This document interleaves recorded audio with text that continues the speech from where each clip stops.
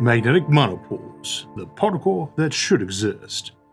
If you had to bet on one particle that should exist but stubbornly refused to show itself, magnetic monopoles would be near the top of the list. They are simple, elegant, and solve real problems in physics, and yet, despite decades of searching, no one has ever caught one. Which is precisely why physicists keep looking. In everyday life, magnetism always comes in pairs. Cut a magnet in half and you don't get a north pole and a south pole. You get two smaller magnets, each with its own north and south poles. No matter how you finally divide it, magnetic poles refuse to separate. That symmetry feels natural because we are used to it, but from a physics standpoint, it's oddly lopsided.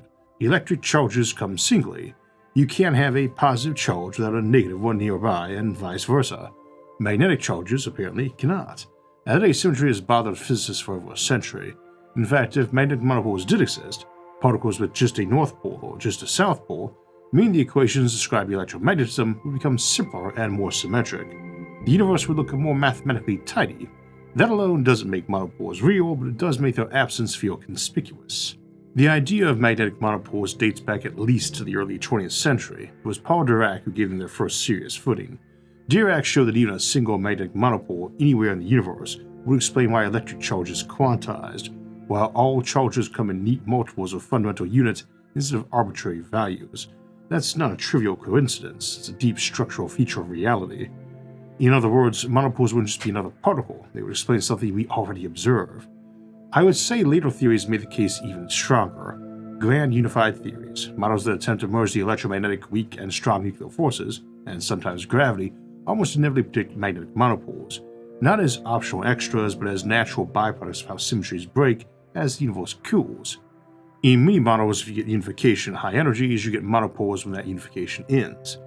We deep dive their cousins, cosmic strings, and how this formation of topological defects in space-time and symmetry breaking at the Big Bang might work in our Big Bang episodes from last year and our recent cosmic strings episode, which are basically the magnetic poles, but a line is to a point. That does not mean monopoles must exist, but it does mean that their absence is something any serious theory has to explain. If magnetic monopoles do exist, they wouldn't be subtle. They wouldn't be wispy particles flitting through detectors unnoticed like neutrinos or dark matter. Most predicted monopoles are immensely massive, far heavier than anything we could create in particle accelerators, unfortunately. Some estimates put their mass at billions of times that of a proton or more, which means it is the typical atom what a house is to a handful of Lego blocks. As such, they would move slowly, interact strongly with magnetic fields, and once captured would be almost impossible to dislodge. That mass is part of why we haven't made them in labs. Creating a monopole would require energies far beyond what even our most powerful colliders can reach currently. If they exist, they were almost certainly born in the early universe, when energies were vastly higher than anything we can achieve today. It also means monopoles would be rare, extremely rare. In fact, that rarity is another puzzle. Early universe physics seems to overproduce monopoles unless something removes them, spreads them out, or dilutes them to near non-existence. This is one of the reasons cosmic inflation became such an attractive idea. A brief period of runaway expansion could stretch space so dramatically that any primordial monopoles would be scattered far beyond our observable universe, leaving only a handful, or none at all, within reach today. So the lack of monopole detections does not disprove their existence. It constrains when and how the universe settled into its current state. And we have looked. Physicists have searched for monopoles in particle detectors, and cosmic rays, and ancient minerals, and even moon rocks returned by the Apollo missions. Specialized experiments have been built to detect unique tracks a monopole would leave as it passes through matter. So far, every search has come up empty, but each one tightens the limit on how common monopoles can be. Which leaves us in an unusual position. Magnetic monopoles are theoretically well-motivated, experimentally elusive, and cosmologically informative. Whether we ever find one or not, they're not a patch to fix a broken theory, they're a test of how deep our theories actually go. And that's just monopoles as particles, because if monopoles exist at all, they don't just sit there being interesting, they change what matter itself can be made of. Once you allow isolated magnetic charge, the rules that govern atoms, materials, and structures stop being the only game in town. Up next, we'll look at what magnetic monopoles would actually do, how they behave, how they interact with ordinary matter, and why a single captured monopole will be one of the most valuable objects in the universe.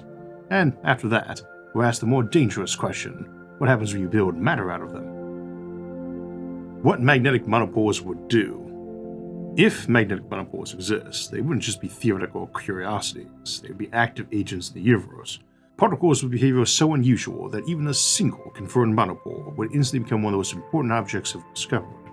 The key thing to remember is that a magnetic monopole is not just a strong magnet. Ordinary magnets are dipoles, their north and south poles are inseparable, and their magnetic fields loop back on themselves. A monopole, by contrast, would be a genuine source or sink of magnetic field lines. The field would not loop, it would radiate outward or converge inward, just like the electric field of a charged particle. That seemingly small difference changes everything. For one thing, monopoles respond dramatically to magnetic fields. An electric charge accelerates an electric field. A magnetic monopole would accelerate in a magnetic field. That means natural astrophysical magnetic fields, those around stars, planets, and galaxies themselves, would act like highways and traps for monopoles. Over cosmic time, monopoles would tend to drift toward regions of strong magnetism, potentially becoming bound to stars, compact objects, or even planetary cores. Once captured, a monopole would be extraordinarily difficult to remove. Its enormous mass gives it tremendous inertia, and its magnetic charge would anchor to the field structures in ways ordinary particles simply don't experience. If humanity ever captured one, it wouldn't be something you can casually store in a box. It would require carefully engineered magnetic containment just to keep it from tearing through the equipment or embedding itself permanently in whatever structure happened to host it. Monopoles would also interact with ordinary matter in unsettling ways. In many theoretical models, a monopole passing through atomic nuclei could catalyze nuclear reactions, effectively allowing protons to decay or rearrange themselves into other particles. This doesn't mean monopoles would instantly destroy everything they touch, but does mean their passage through matter could release enormous energy under the right conditions. That property alone would make monopoles dangerous, but also incredibly valuable. A controlled monopole interaction could, in principle, unlock new forms of energy release far beyond chemistry and beyond conventional nuclear reactions. And as we'll see in a bit, you could potentially build magmatter out of magnetic monopoles, which might be able to reflect gamma rays, which makes it invaluable to any sort of nuclear fusion or fission process. The challenge, of course, is that controlled is doing a lot of work in that sentence. But if you can control them, you could use them to control tiny nuclear fusion reactors, or to reflect gamma rays, which we'll get to later, which is no type of mundane matter can do, and which makes it awesome for things like starship drives.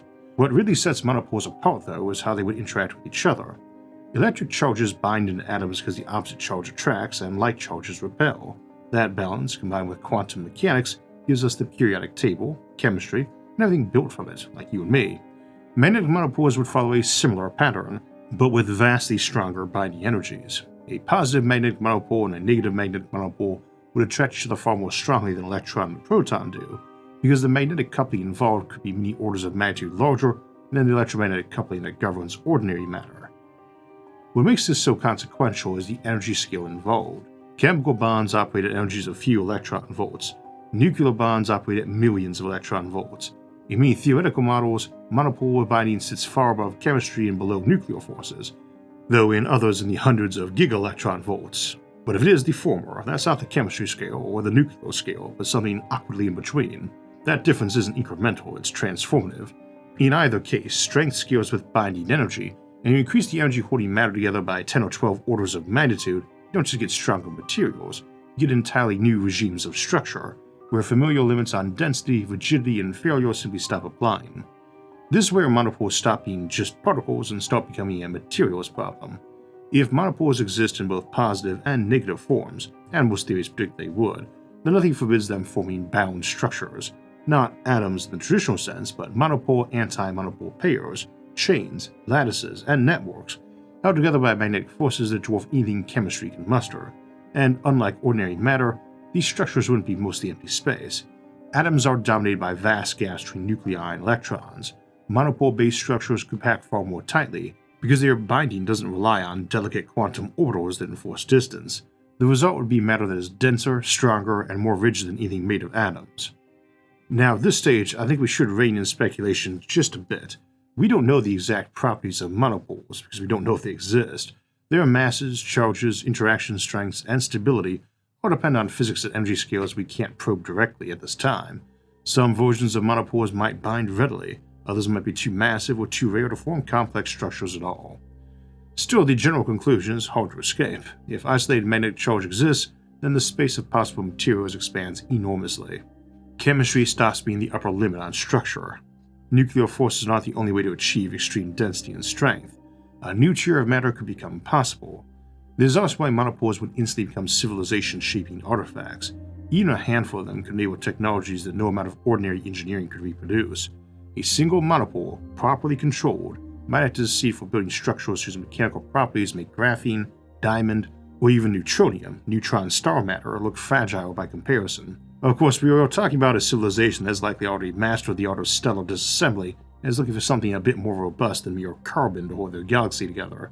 And that brings us to the concept that takes monopoles from exotic particles to outright science fiction material: magmatter. Magmatter is not a particle, it isn't a field, it's the idea of constructing bulk material out of magnetic monopoles themselves, using magnetic charge as the foundation of matter rather than the electric charge. If monopoles are real, magmatter stops looking like speculation and starts sounding like the next obvious step. At that point, even optics and machinery stop looking familiar. Structures that could guide gamma rays or operate on picometer scales start to look physically plausible rather than purely magical clock tech, starting with the compact fusion reactors and absurdly capable starship engines I mentioned, and the door opens to whole new skills of engineering after that. In the next section, we'll explore what magmatter actually is, how it differs from ordinary matter at the deepest level, and why it represents one of the most extreme materials concepts ever proposed, even by science fiction standards. And then we'll ask the question engineers love and fear in equal measure: what could you build with it, besides Wolverine's claws? Because if even one exists, somewhere out there, it's not just a particle, it's a missing piece of the universe's instruction manual, and a material you can build appropriately cosmically impressive things out of. Magmatter, matter without atoms. Once you allow magnetic monopoles to exist, an uncomfortable realization follows almost immediately. Atoms are no longer the only way to build matter. The familiar structure of protons, neutrons, electrons, so fundamental to everything we touch, turns out to be just one solution, not the solution. Magmatter, short for magnetic monopole matter, is the idea of constructing bulk material out of magnetic charges instead of electric ones. Where ordinary matter is built from electrically charged particles bound into atoms by the electromagnetic force, magmatter will be built from monopoles bound together by magnetic forces, though vastly stronger and far more tightly coupled. To see why this matters, it helps to remember how empty ordinary matter really is. Atoms consist of tiny nuclei surrounded by diffuse electron clouds, with enormous gaps in between, thousands of times bigger than either of those objects they're made out of. I think it bears repeating, almost all of an atom's volume is empty space. That spacing isn't physical size, it's quantum mechanics enforcing distance. And that empty space largely disappears in degenerate matter like white dwarfs and neutron stars. Normal atomic or molecular chemistry is powerful, but is also delicate, constrained by orbital structures and energy limits that cap how tightly matter can be packed, and how strong it can be made. Magmatter would not play by those rules. Magnetic monopoles, if they exist, would bind to each other through magnetic charge directly, not through orbiting particles. There would be no equivalent of electron shells setting minimum distances or limiting bond strength. Instead, monopoles could form ultra-compact configurations, packing together far more tightly than atoms ever could. The result would be matter with densities far beyond anything achievable through chemical bonds, and potentially competitive with or exceeding nuclear density materials depending on the specific monopole properties. Which again vary wildly in theory. They could be billions of times stronger than the minimum necessary for that. And this isn't just about density. Strength scales with binding energy, and the binding energies involved in monopole interactions could exceed chemical bonds by many orders of magnitude. Billions and billions of times stronger. Carbon nanotubes and graphene represent the upper end of what chemistry can do. Magmatter would belong to an entirely different regime where tensile strength, compressive strength, and rigidity are limited not by electrons but by fundamental field interactions. In practice, that means a strand of magmatter could support stresses that would tear steel or even graphene apart like paper. A thin filament could hold up structures measured in thousands of kilometers. A lattice only microns thick could resist forces that would pulverize ordinary solids. This is way beyond what you need for a space elevator, by the way, which you can do with graphene. Imagine a cable thinner than a shoelace but strong enough to suspend a continent from. That is the scale we are talking about. It also means magmatter would be extremely heavy, not just dense in the everyday sense, but crushingly so. As mentioned earlier, a magnetic monopole might be billions of times more massive than a proton, so a small block might weigh as much as a mountain, the sort of paperweight that permanently redefines desk into crater. That often leads people to wonder whether magmatter would simply collapse into a black hole, but density alone does not guarantee gravitational collapse. Black holes form when mass is compressed within the Schwarzschild radius in all directions at once, Magmatter, despite its extreme density, would almost never be arranged that way. Not that it couldn't be. Practical magmatter structures would be filamentary, layered, or lattice-like, spreading mass along extended dimensions where internal forces overwhelmingly dominate gravity. As long as the material is not compacted into a roughly spherical lump above a critical mass, collapse simply does not occur. So don't roll up a magmatter string like a coil or a ball of yarn. Seems paradoxical, but the same forces that make magmatter so strong also make it resistant to accidental black hole formation. And it's very comparable to neutronium. Again, the material that makes up neutron stars and is basically jammed together neutrons. It actually takes an awful lot of force to take those and jam them into a black hole. In spite of their crazy density, it still takes a few stellar masses to crunch one down. Handling magmatter with conventional machinery would also be impossible. A civilization capable of working with it would need to do so using fields, not hands, magnetic containment, levitation, and strict isolation from normal matter at every step, because magmatter and ordinary matter would not coexist peacefully. That incompatibility, however, would depend strongly on how magmatter is configured. In many theoretical treatments, tightly bound monopole structures screen their magnetic charge at distances comparable to atomic scales, much the way electric charges are screened inside ordinary atoms. A bulk magmatter lattice could be magnetically neutral at macroscopic distances, interacting weakly with the surroundings until disrupted. By contrast, exposed or deliberately unshielded configurations would interact violently, ripping apart atomic structures through intense localized fields. In other words, magmatter wouldn't be uniformly destructive by default, but it would be unforgiving of poor design. When that separation fails, the results would be extreme. Ordinary atoms brought into close contact could be torn apart, their electrons stripped away and their nuclei destabilized, releasing energy violently in the process. Magmatter wouldn't just be strong, it would be corrosive to conventional matter at a fundamental level. That sounds like a deal breaker, but isn't necessarily. Physics is full of substances that are destructive under direct contact, but manageable with the right containment strategies. We already handle plasmas hotter than the surface of the sun by keeping them from touching anything. Magmatter would demand even stricter separation, but not necessarily impossible ones for a sufficiently advanced civilization. And if those challenges could be overcome, the payoff would be extraordinary. Unlike neutron star matter, which only exists under immense gravitational pressure, magmatter would be stable in free space. It would need a couple stars worth of mass holding it together. Its strength would come from its own internal binding. That makes it uniquely suited for large-scale construction, especially in environments where gravity is weak or absent. I'd like to emphasize that magmatter is not a single material. Just as chemistry gives rise to metals, ceramics, polymers, and composites, monopole-based matter would likely have its own magnetic chemistry. Different monopole charges, arrangements, and lattice structures could produce materials optimized for different roles: flexible tethers, rigid beams, radiation shields, or ultra-dense anchors. Some configurations might prioritize tensile strength, others might emphasize shear resistance or thermal stability. Entire new classes of material science would open up, built on principles that have no analog in atomic matter. All of this rests on a single, uncomfortable assumption: that magnetic monopoles actually exist. Without monopoles, magmatter is pure speculation. With them, it becomes less a question of could this exist, and more of a question of why wouldn't someone eventually try. And that's what makes magmatter such a compelling idea. It isn't magical, it doesn't violate known physics, it simply pushes those physics into regimes we've never accessed, using particles we haven't confirmed yet. In the final section, we'll look at what magmatter would mean in practice, the megastructures it could enable, the weapons it would make possible, and how a civilization that mastered magmatter might look very different from ones limited to atoms and chemistry. This is where theory turns into ambition, and where the real risks begin. Today we're looking at magnetic monopoles, one of the most elusive ideas in physics, something that might exist but has never been directly observed. But magnetism already has some awesome implications, from electronics running our technology like our phones to the CT scanners we use to aid groundbreaking medicine. And an interesting example of both is Real Engineering's Nebula exclusive, the anatomy of the Nokia 3310. They CT scan one of the most iconic phones ever made to show how simple, deliberate engineering choices made it incredibly durable and reliable. It is a fascinating reminder that even the toughest systems come down to smart design at the smallest scales.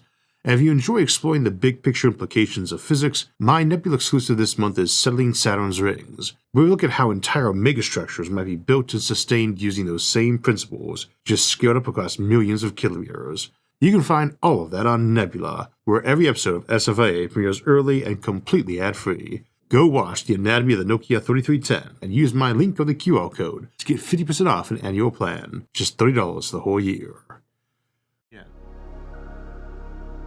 what you could build, and what it would cost. If magmatter were real and controllable, it wouldn't just be another advanced material. It would be a dividing line in technological history, separating civilizations limited by atoms from those that are not. The most obvious applications would be structural. Many of the grandest ideas in space engineering fail not because we lack energy or motivation, but because ordinary materials simply aren't strong enough. Ring wars need tensile strengths far beyond steel or even graphene. Banks' orbitals demand shell materials that can survive immense stresses without creeping, fracturing, or collapsing over geological timescales. Even Dyson swarms, which avoid the need for rigid shells, still rely on tethers, frames, and supports that could push conventional materials to their limits, and are all the better if you can raise those limits. And all can work without super strong materials. There are ways, we discussed them, but magmatter changes that equation. A cable made from magmatter could support loads that would snap and need chemical material instantly. A beam only meters thick would span hundreds or thousands of kilometers. Structures that today remain safely in the realm of science fiction suddenly become engineering problems instead of physical impossibilities. The limiting factors shift from can matter survive this to can we control, shape, and assemble it. And that shift is profound. Magmatter wouldn't just enable megastructures, it would enable precision at megastructural scale. Older rings that don't sag, habitats that don't need massive redundancy, space elevators that laugh at tensile strength, even on gas giants and maybe neutron stars. Entire new architectural styles become possible when material failure is no longer the prime concern. But the same properties that make magmatter ideal for construction also make it terrifying as a weapon. Anything that interacts catastrophically with ordinary matter is, by definition, a potential tool of destruction. A magmatter projectile, even a small one, a tiny bead or a thin mesh filed like a net, will carry enormous mass and body energy into a tiny volume. Its interactions with normal matter could release energy far beyond conventional explosives, not through nuclear fusion or fission, but through the violent reconfiguration of matter itself. Now, it is less of a traditional explosion and more of a fundamental unzipping of the target's atomic structure, which is admittedly a distinction that we entirely lost on anyone standing within the same star system. But that doesn't mean a civilization with magmatter would inevitably destroy itself. We already live with technologies, nuclear weapons, chemical agents, biological tools, AI, that can end civilizations if misused. The existence of a powerful material doesn't dictate its outcome. Governance, culture, and restraint matter just as much as physics. Still, magmatter would raise the stakes. Containment failures wouldn't be localized accidents, they would be disasters. A dropped tool would not dent the floor, it might punch through continents. I think OSHA would have some very strong feelings about that. So, handling magmatter safely would require levels of control, redundancy, and caution far beyond anything we practice today. Which leads to an important point. A civilization capable of using magmatter would not look like ours. It would be a civilization that thinks in fields instead of hands, containment instead of contact, failure modes measured in planetary risk rather than workplace safety. Its infrastructure would be shaped around isolating magmatter from everything else, the way we isolate fusion plasmas or antimatter, except on far larger scales. Magmatter would also be rare. Even if magnetic monopoles exist, they would almost certainly be scarce, massive, and difficult to capture or create. That makes them strategic resources rather than commodities. A civilization might possess kilograms or grams of magmatter and consider itself unimaginably wealthy. Entire empires might be built on access to monopole sources, which might be a black hole, or the ability to synthesize magmatter structures atom by atom. And that scarcity matters because it prevents magmatter from becoming a narrative cheat code. It doesn't trivialize engineering, it doesn't make all of the materials obsolete. Steel, aluminum, graphene, and composites would still dominate everyday construction. Magmatter would be reserved for roles where nothing else suffices. Backbones, anchors, cores, and keystones holding vast systems together. In that sense, magmatter fits neatly into the broader pattern we saw throughout technological history.